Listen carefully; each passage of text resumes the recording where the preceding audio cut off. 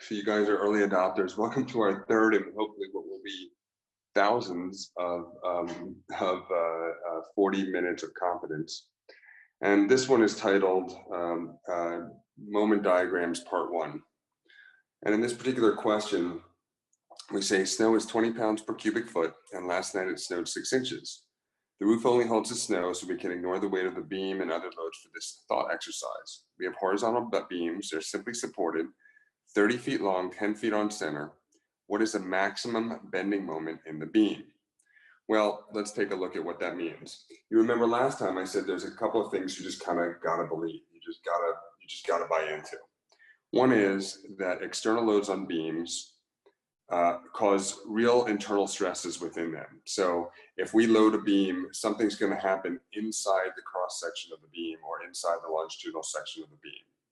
In the case of shear, we're talking generally about something that's happening in the cross section where one part is pushing up and another part is pushing down. But today, we're talking more about what's happening in the longitudinal section where the bottom of the beam in the middle wants to split apart, and also at midspan at the top of the beam wants to kind of squish together.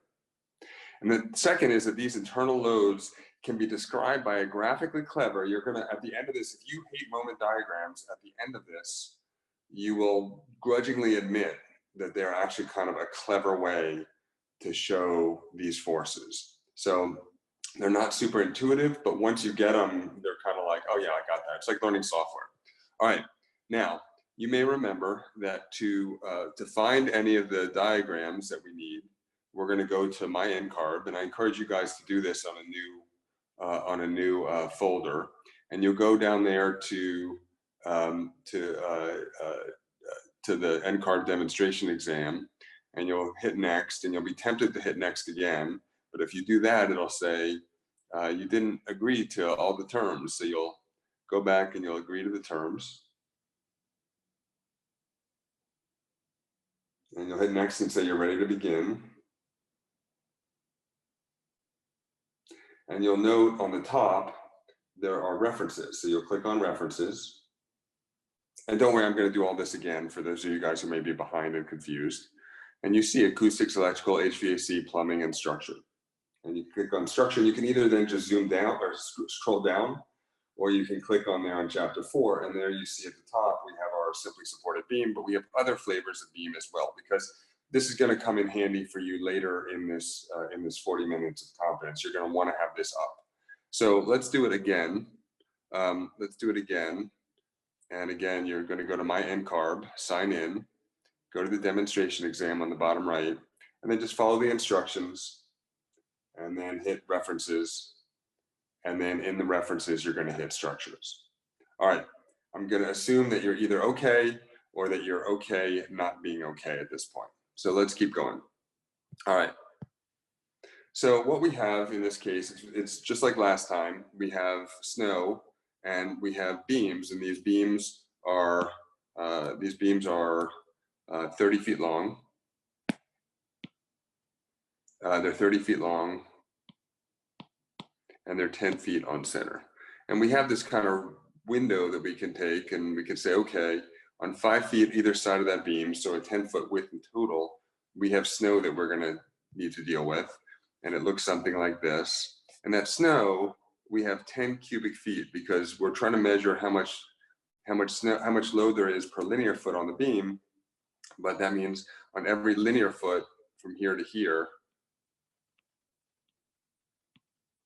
on the beam, we have 10 of these cubic feet.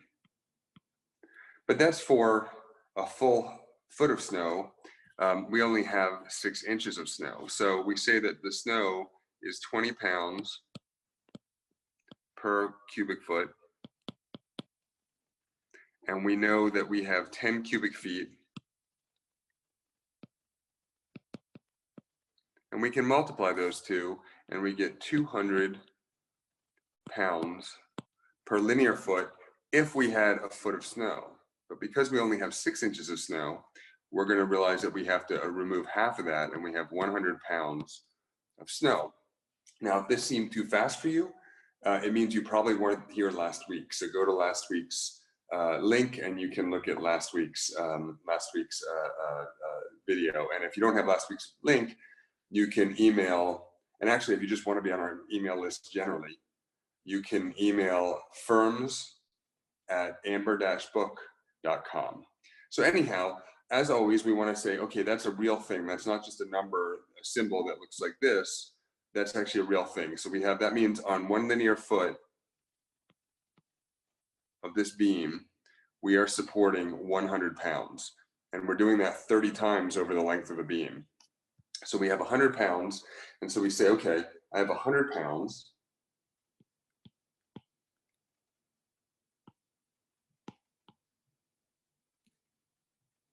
And we want to, and that's per square foot. I'm sorry, per linear foot of beam. So on this beam, and this is what it means to be simply supported. It just means that there's a lot of flexibility, basically. So again, look at last week's class, if you want to know more about that. So we're saying, okay, in any given kind of window of a linear foot, we have 100 pounds. And so we have this uniform load. And so for every one of the 30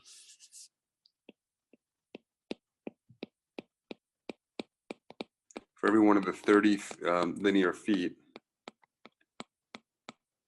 on this beam, we have 100 pounds.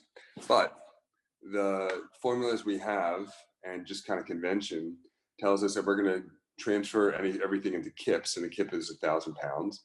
And we're going to transfer everything to inches. And of course, there are 12 inches in a foot. So we have to take this 100 pounds per foot, and we have to multiply it by 1. And by 1, I mean we want to get the pounds on the bottom,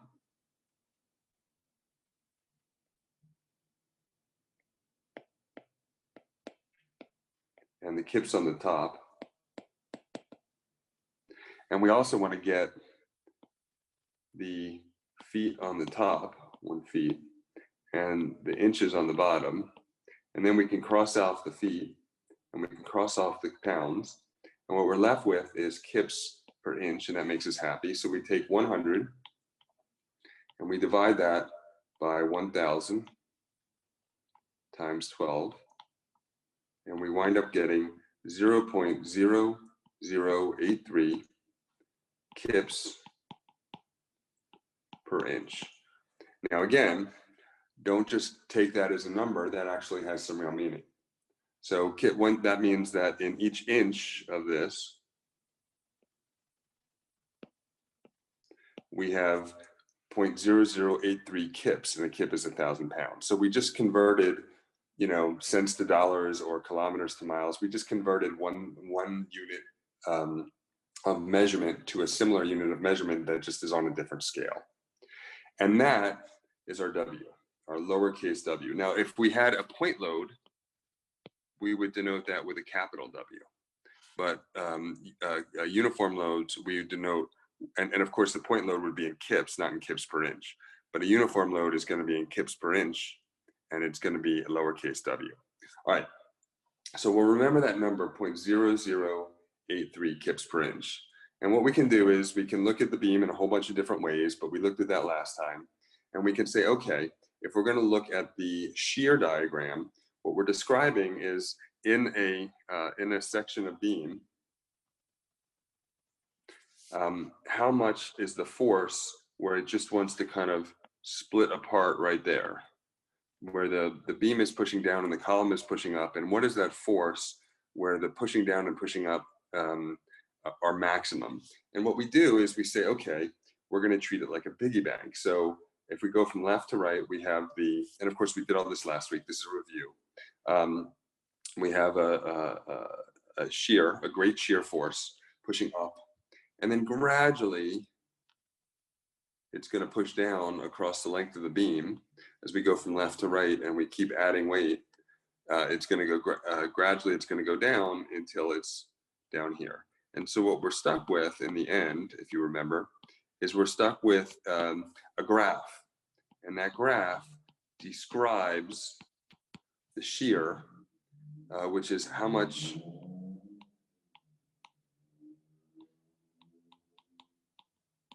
I'm which is how much those two surfaces want to just kind of split apart from each other.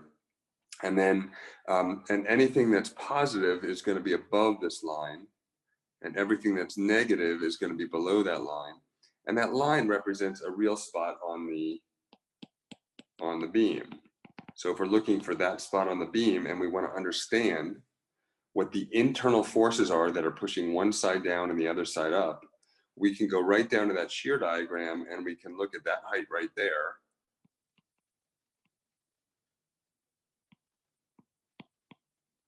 And we can say, okay, that height right there corresponds with the amount of shear that's in the beam at that height. And a positive number, a number that's above 0, just means that the upward part is more than the downward part at that point in the beam. And a negative number, like we see here, just means that the downward part, as moving left to right, is more than the upward part. But they're pretty much describing the same thing. It's one of those kind of absolute value deals, but we can kind of picture that. I think we're architects. All right. Now the moment is similar. The moment diagram is going to be similar. So what's going to happen is the moment diagram is describing, if this is the beam,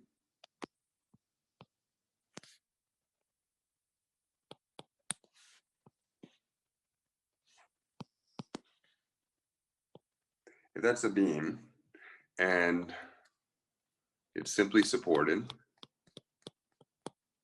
you know that you just know from experience that it's going to want to deform. So it's going to want to kind of do something like this. I'm exaggerating it, the deflection, of course. But when it does something like that, you know that at the bottom of the beam in midspan, it's really going to want to pull apart. And at the top of the beam in midspan, it's really going to want to squish together. So we want to make sure that our beam not only can resist the shear force, which is going to be maximum at the ends, but also that it can resist the maximum moment force. And that moment force is going to vary across the length of the beam. That's why we're going to do a graph of it. That's why we're doing a diagram. So right here, the moment force is going to be less than right here. So what that looks like on here, of course, is that this is kind of going to be the maximum moment where everything wants to pull apart on the bottom chord. And that same spot is going to be the maximum moment where everything wants to push together on the top chord. And I know you know all this, all right? But so we can imagine that if we had a pencil in both hands and we were going to break it, we would not try to break it in axial. We wouldn't try to smush the pencil together until it broke. And we wouldn't try to pull the pencil apart in a linear fashion until it broke. That would be very difficult because pencils are very strong in the axial dimension. And that's why we don't worry as much about axial loads and beams as we do about moment. If we were going to break it, we could imagine shearing it where we put our hands close together. We put our fists close together and we were gripping the pencil, and I pulled up really hard with my left hand and I pushed down really hard with my right hand. And you can imagine breaking it, but that takes a lot also. If you were going to break it and you wanted to look cool doing it, you wouldn't break it that way. If you were going to break a pencil, you would bend it, and you would, by bending it, by taking that pencil and bending it, you would create a whole bunch of tension at the bottom of the pencil in midspan and a whole bunch of compression at the top, and it would split apart somewhere near midspan. Now, not exactly midspan, because the force you're putting on it is not quite exactly symmetrical, and wood is not a perfect material. It's an organic material, but you get the idea. So what we want to do is we want to measure how much the bottom chord wants to squish down and the top chord, the bottom chord wants to pull apart and the top chord of this beam wants to squish together, assuming it's a wide flange. But the principle works the same in wood as well. And what we find is that if the beam wants to deform like a smile, we find the moment diagram is typically some version of the opposite of it. Not exactly, but certainly in the case of a simply supported uniformly loaded beam. So you could imagine if we had a similar beam but this time we were supporting the beam mid-span, and we had 2 point loads, one pushing down here and one pushing down here. And of course, the column is pushing up equal to the total load pushing down. So what you can imagine in that scenario, what we would get is we would get a frown. So our beam would want to frown. And in that case, the compression would be on the bottom chord and the tension would be in the top chord. When the beam is smiling, like we have in a typical simply supported beam, when the beam is smiling, then our moment is positive. And when the beam is frowning, our moment is negative. But the confusion lies because if it's smiling and it's positive, that means that our diagram is frowning. So I think there's a lot of confusion because when the beam wants to smile, the moment diagram wants to frown, because we're still kind of talking about a graph where the x-axis is the point on the beam that we're trying to calculate the internal loads associated. And so if we're looking for this point here, we can kind of come down here and we can say that this is our bending moment at that point. At this point here, that's the internal force that describes how much the bottom wants to pull apart and how much the top wants to come together. It doesn't quite describe that exactly, but that's a good way to think about it. And typically what we're interested in, more often than not, is we're interested in the maximum moment. Because the maximum moment, we want to make sure that our beam can withstand the maximum moment that's likely to be put on top of it. So this is what it's going to look like. Now, if for some reason we were looking at this beam, then our moment diagram, even though the beam is smiling, even though the beam is itself, its deflection is frowning, the moment diagram would look like a smile. It would be negative. It's just a convention. So, all right. Now we talked about this before, and I want to kind of go through it again. This is Frankensteel. So here we have it's confusing because we have moment and shear forces. We have moment and shear diagrams which describe those forces, and we have moment and shear connections. A moment connection is often called fixed and a shear connection is often called pin, but these are different. The connections are different than the forces, which are kind of related to the diagram. So this is a moment connection, but we could do a shear diagram across this beam, and we could do a moment diagram across this beam to describe in the case of shear, we would be describing just how much force is here, where this wants to push down and this wants to push up. But if we were describing moment, we would be describing how much this wants to push together and how much this wants to pull apart at that point.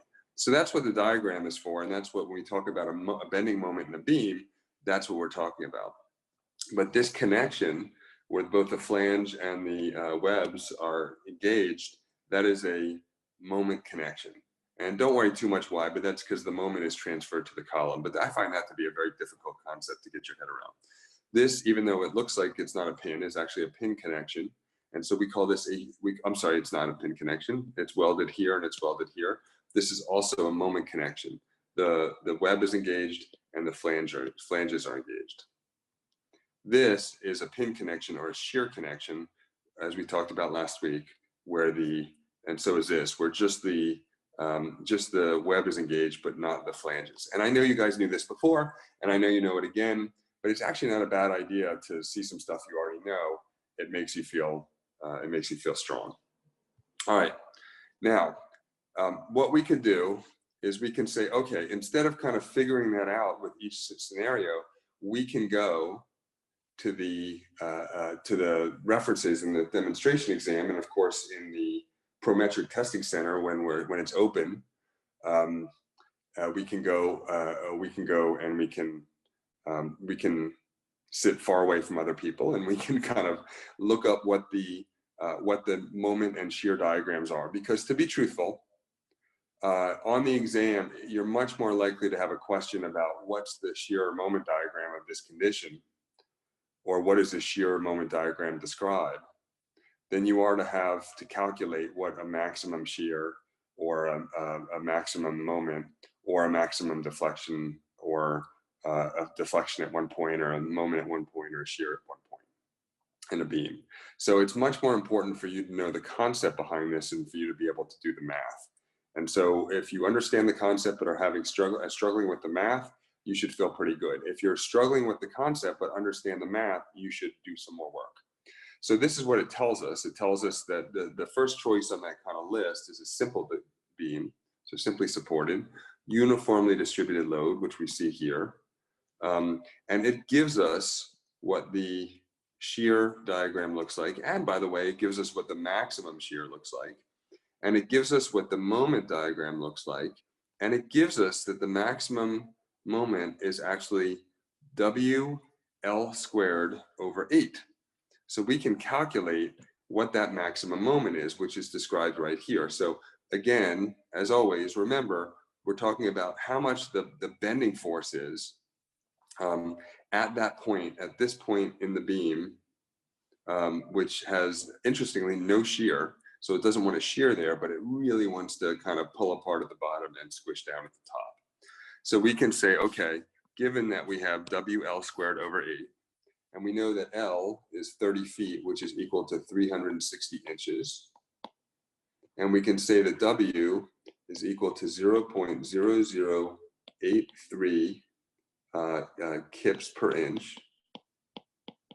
And you can usually, in most of these cases, you can come out with kips per feet or pounds per inch or pounds per feet, and it usually works out okay, but that's just crazy for me to do it in every possible combination. So I'm going to keep it in kips per inch because that's the way that that's the way they have established in the references what these numbers, what these variables are going to represent.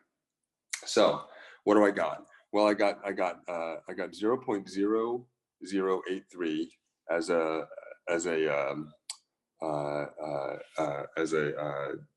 uniform load in kips per inch, and I have a length of 30 feet, which is 360, and then it's just kind of a plug and chug. So W is I'm doing this now.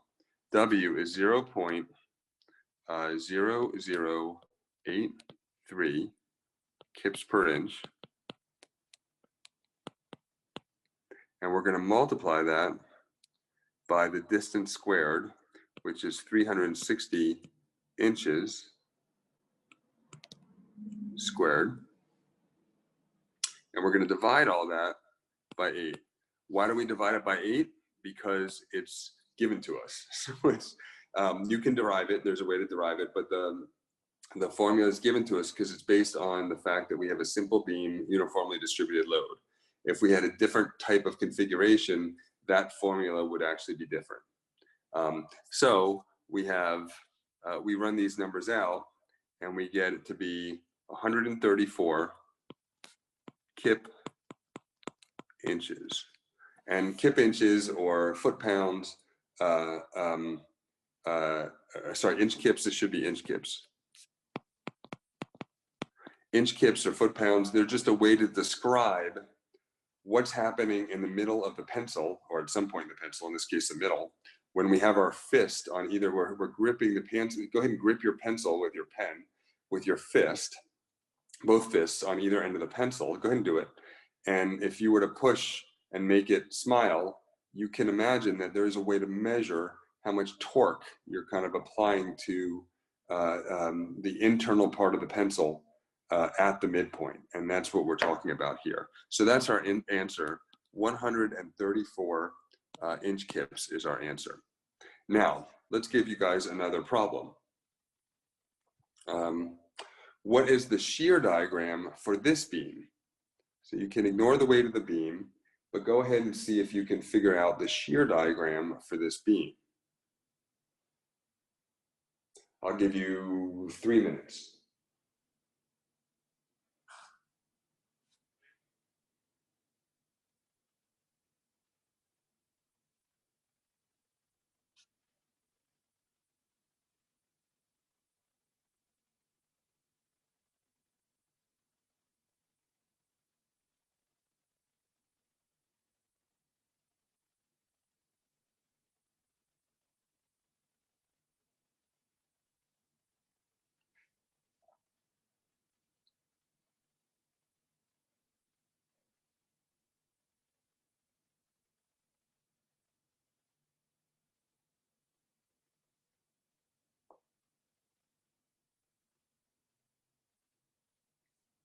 So go ahead and sketch it out if you haven't already. It's really important to actually commit, not to have it in your head, but actually to sketch it out in real life.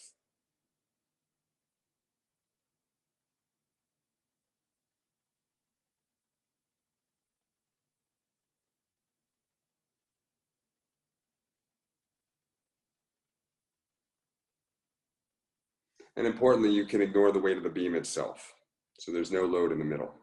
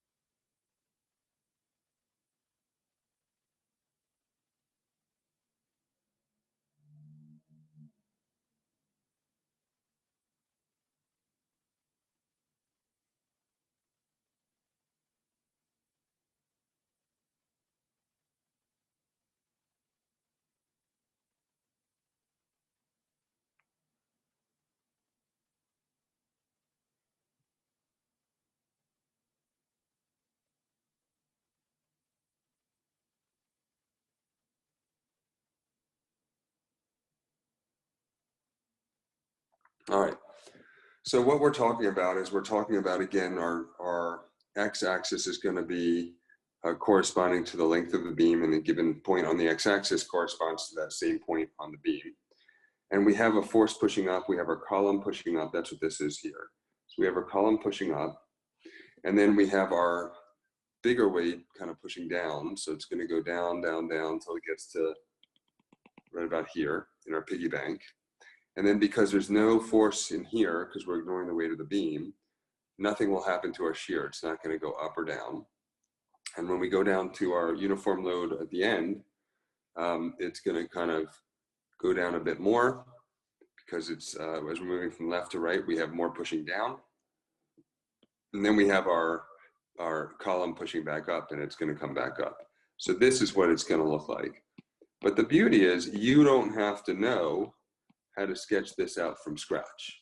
And the reason is because you can use the way I taught you before to go into the references, and you can find that this is a simply supported, uniformly load, partially distributed at each end, and it looks like this. So it looks like our version, and so this is the shear diagram of that, and we can calculate what the shear is at the different things. So let's do it again. So now this time we're going to sketch the moment diagram. And importantly, both ends are fixed. Both ends are fixed. That's going to be important. So go ahead and sketch out the moment diagram. This time I'm only going to give you 2 minutes, but I want you to really do it.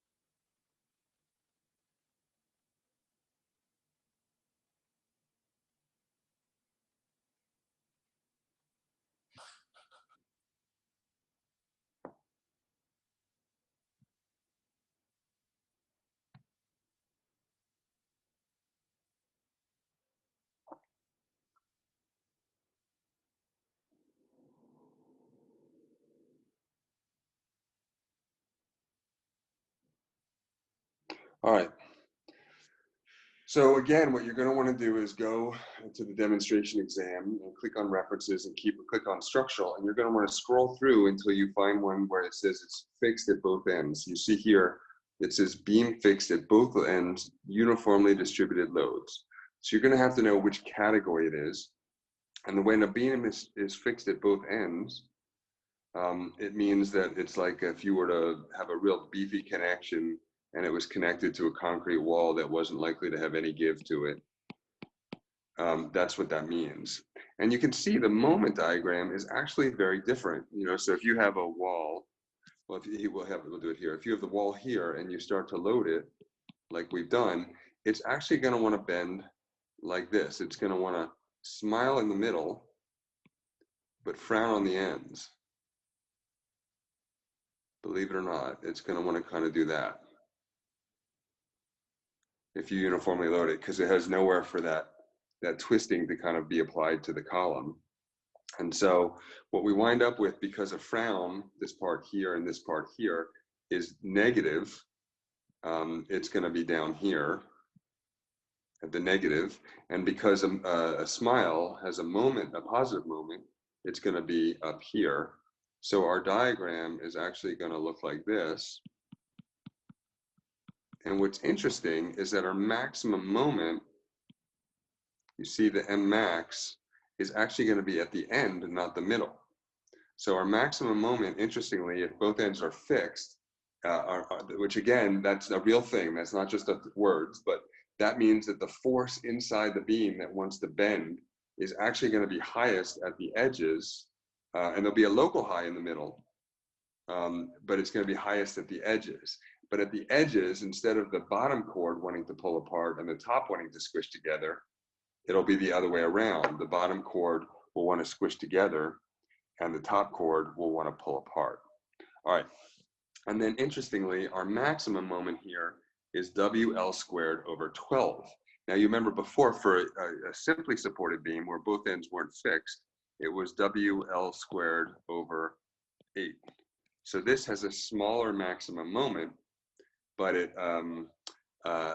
just a maximum moment at a different place. Now, importantly, believe it or not, in this formula, let's look at this formula. The variable in the top is actually L, and the one in the bottom is I. So that's deflection. So just kind of a heads up, I don't think you'd be asked a deflection calculation problem, but as crazy as that is, the bottom one is this one right here is I, and this one right here is L. Now, some important things are going to show up time and time again. One is that every time, if you see something squared, that means every time you double it, you're going to increase the overall value by 4. So this means that the moment gets increased by 4 every time you double the length. If we see something that's to the 4th, that means every time you double it, in this case, every time you double the length, the deflection, that's what this is, it's deflection. The deflection, which means if you have a beam and it's loaded and it kind of wants to smile, it's that distance right in here. How far is it going to deflect? Its maximum deflection, every time you increase the length by 2, every time you double the length because it's L to the 4th, you're actually increasing the deflection by 2 to the 4th, which is 16. So every time you increase the length by a little, it leverages really big differences in moment. But every time you increase the length by a little bit, it leverages even bigger, more dramatic increases in deflection. Now, when do you need to calculate these? And we're wrapping up now, but when do you need to calculate these? You need to calculate these, well, you don't, the structural engineer does, but the structural engineer, as I mentioned, it's generally, if beams are going to fail, they're going to fail at the ends, at the connections. And the connections are almost always governed by shear. But the beam depth, the thickness of the beam, is almost never governed by shear. In wood, about half the time, it's governed by making sure you have a beefy enough cross-section of your beam so that it doesn't rip apart in section. I'm sorry, in bending moment, so the thing we just calculated. And about half the time when you're designing in wood, you're making sure that the thing that governs, the thing that controls the depth of the beam, the thing that's going to determine how thick your floor ceiling assembly is in part, is going to be based on deflection. It's going to be based on wanting to make sure that the building doesn't feel like it wobbles too much. Now, deflection doesn't mean that anything's going to happen bad to the building. It's not going to fall apart, but people won't feel comfortable walking on that building if it's too bouncy. They won't feel comfortable walking on the floor. In steel, it's about 70-30. So about 70% of the time in steel, the beam depth is going to be determined based on maximum deflection. So making sure your maximum deflection isn't too much for people to feel uncomfortable actually winds up determining the beam depth. So if the beam length is really huge in terms of determining the deflection, then it goes to stand that if you put your columns farther apart, you're going to have a much deeper beam. And about 30% of the time, the beam depth is going to be governed or determined or controlled by the maximum moment. That concludes the new content portion. So I would encourage you to get to work. But if you don't want to get to work, or even if you do and you just want to kind of chat about a question, I have a question that someone asked me this week. Actually, it was last week, and the question looks like this. The question says, "All right, well, let me see. Well, let's go over next week's question first. Next week, your take-home problem for next week's call, and this will go out on the email. So if you're not on the email list, again, email us at firms@amber-book.com. And for next week's call, describe the door hardware required for a door that connects an office to a corridor, connects a bedroom to a corridor, connects a classroom to a corridor, and connects a storeroom to a corridor." All right. And of course, if you have questions from this week, put them on the chat. We're going to gather them up, and I'll answer them next week. So this is a question I got last week. I'm paraphrasing, but your boss, who is not licensed and does not have to be, because the firm historically has limited its work to single-family residential projects, has asked you to get licensed because your boss wishes to expand to commercial work. Is it legal, ethical, or safe for you to stamp drawings for your unlicensed boss? And believe it or not, I've gotten this question several times from people who have it like in their own life. And I've since gotten this stuff from someone who said it would be worth knowing just generally for the exam. So I'm going to go ahead and cover this. It's pretty interesting. If you look at, let's look at, these are really three questions. So basically your boss can't stamp drawings because he or she never finished the test or let their license lapse. And the question is the first question is it legal for your boss to ask, is it legal for you to stamp for your boss? And the answer is, yeah, it's legal. So basically you have control. That's the whole point of licensure. The state and the profession are granting you the ability to use your judgment to determine what should or shouldn't be stamped. Now you have to maintain something called responsible control. So you can't stamp drawings that someone else in the firm did and you know nothing about. You have to have some level of either supervision or involvement in the making of the drawings. Now, what is the right amount of level? Well, this is one of those, if you've watched the videos yet already, which most of you have, or many of you have, you know that this kind of idea of the standard of care keeps coming up again and again. And this is one of those standards of care question. Responsible control means your involvement in the drawings. What's appropriate? Well, it's what other architects for that type of building in that area at that time would be doing. So I would imagine if you had a $4 billion tower project, the person stamping it might not know everything about every drawing and probably drew almost none of it. But if you had a very small shed, the person stamping it likely would have a lot of control and know a lot about it. It's one of those get out of jail free cards that architects give themselves by saying, you just have to be equal to the average. It's kind of the flaw of averages. And so it is legal for you to stamp the drawing. The next question is it ethical for you to stamp the drawing? And by ethical, I mean, does it conform to the AIA Code of Ethics, which I read this week again, and it's kind of an interesting read. It's not very long. It's only about 4 pages. It's a little dense, but not too dense. And the question is it ethical for a boss who has ownership in the firm to ask you, the architect, the newly minted licensed architect, who doesn't have ownership in the firm, to stamp the drawing? And of course, you know, the common sense answer is no, that's probably not ethical if you're going to have, if you're going to take the risk of stamping a drawing and you're going to go through this effort that you're doing right now, that where you're on a phone call with me, you should benefit from that by having some of the upside in terms of getting some of the profit that the firm earns. But the question is it ethical from the kind of profession's point of view? I can find nothing saying that that's unethical. I can find nothing saying that's unethical. I should add about the legal question, in some states, but not all, in some states, the owners of the firm have to be the ones who stamp it, and in some states, the owners of the firm have to be licensed. So it may not be legal in your particular state, but generally it's legal as far as I can understand in my research. It's technically ethical. And the question is it safe, like from your kind of personal liability? And the answer to that is hell no, it is not safe for several reasons.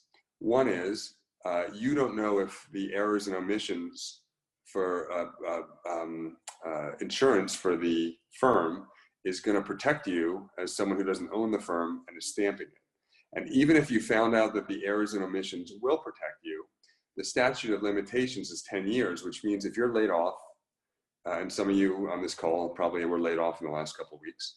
If you're laid off, based on the comments and emails I've been getting.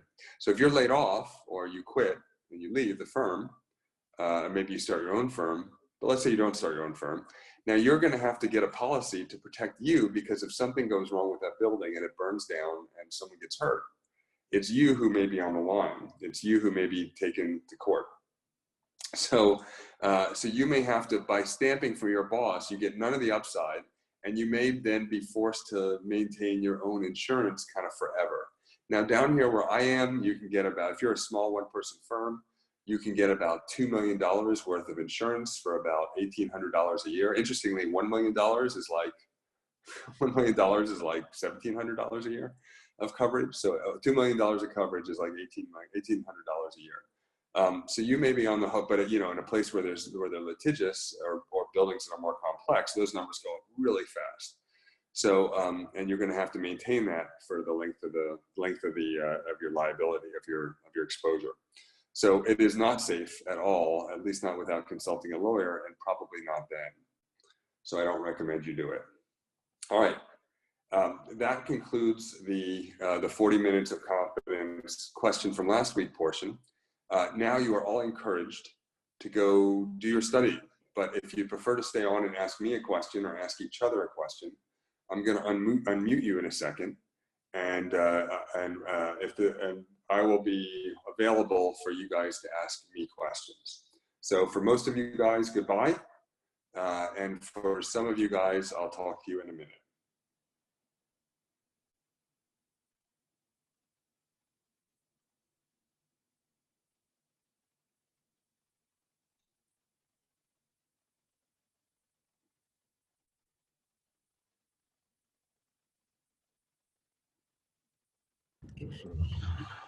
A bit hard. All right, you should be unmuted. Yeah, that's too early.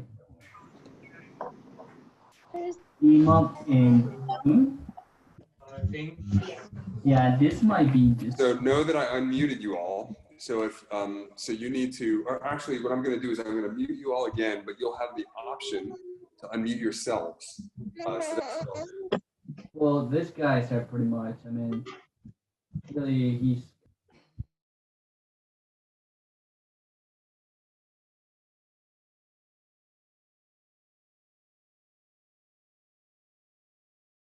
Hi, Michael. I have a question.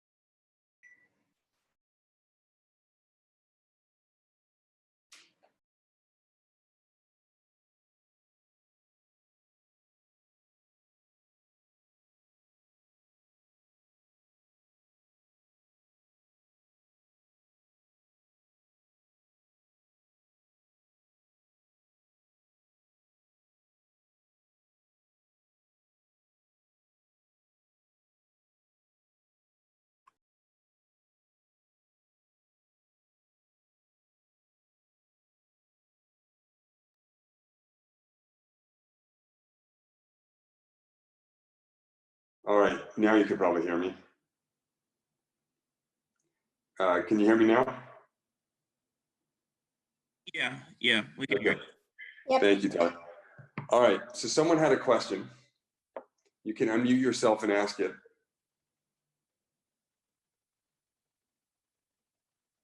I have a question about the wind pressure inside the building. Yep. Based on your site related question. And I see that there's so nice diagrams there that the wind is flowing from the windward to a leeward. Going on inside the building that I want to know, like what is the pressure inside? Is it all positive pressure? Is it or is it negative, or it is neutral, or is positive towards the windward side of the window and negative towards the leeward side of the window? It's that one. It's that one. So if you have a building here, Okay. and let's say, let's keep it simple. This is in plan, and you have the wind coming from this way. Mm-hmm. Then of course, this is a positively pressurized side of the building, which is the windward side. And this is the negatively pressurized side of the building. And the question is, inside, what is it? It's a gradient. So it's a little bit positive here, and it's a little bit negative there. And in the middle, it's going to be neutral. I see. Okay. Thank you. You're welcome. Any other questions? Hi, Michael. Yes, I have a question on the shear diagrams. I asked in the comments, but can you just confirm quickly, like if you have the same fixed connection both ends of a beam, why is the shear above the x-axis on one side and below on the other side? And like, can it be mirrored, or what makes it go up on the left side, but then the same situation on the right-hand side is negative? Right. So what we're talking about is a simply supported beam, and we have a shear diagram that looks something like this. And of course, we have a beam that's going to span.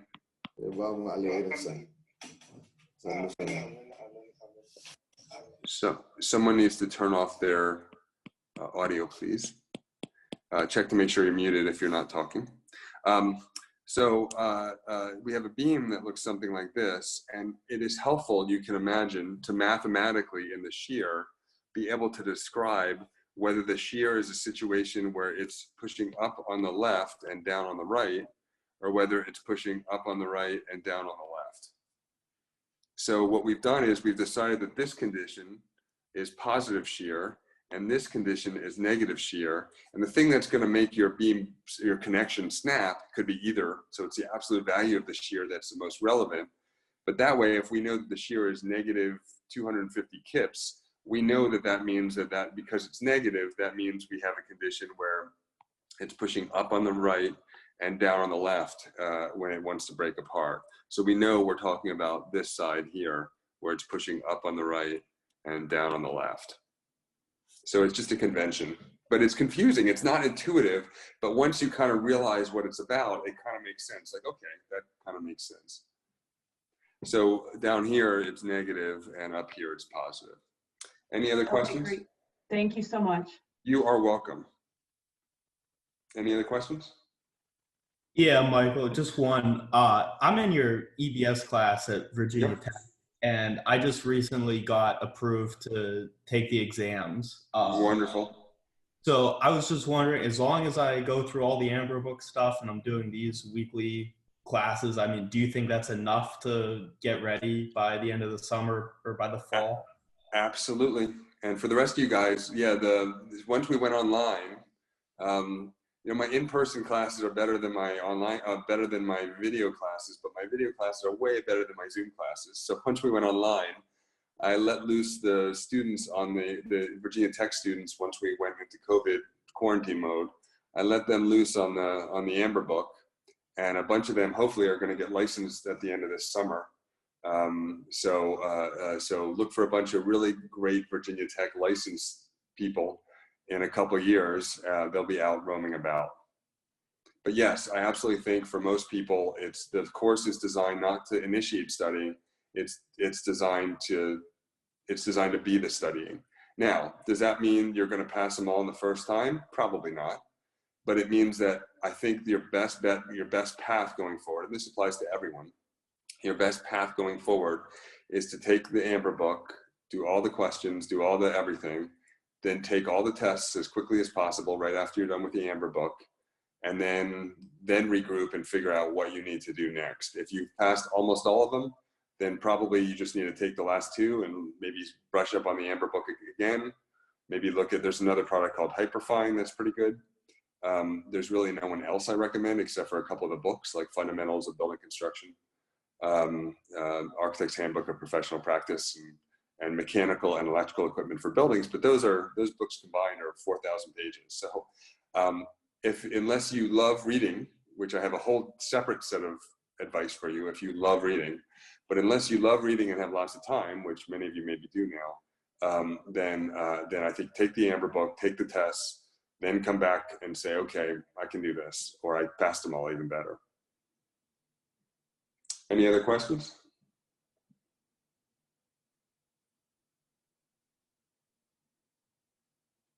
All right, well, thank you guys so much. And I will see you guys next week. I can't wait. Thank you.